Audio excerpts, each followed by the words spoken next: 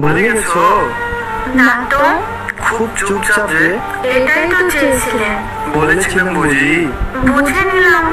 বেশি বুঝলে না তো? একদম না। কি করবো বলো? ধন্যবাদ আপনাকে। ধন্যবাদ কেন? শিক্ষা দেওয়ার জন্য। কিসের শিক্ষা? মানুষ কিভাবে চিনতে হয়, একা কিভাবে চলতে হয়, অতিরিক্ত বিশ্বাস না করা, ধোঁকা কিভাবে দিতে হয়। আর কিছু?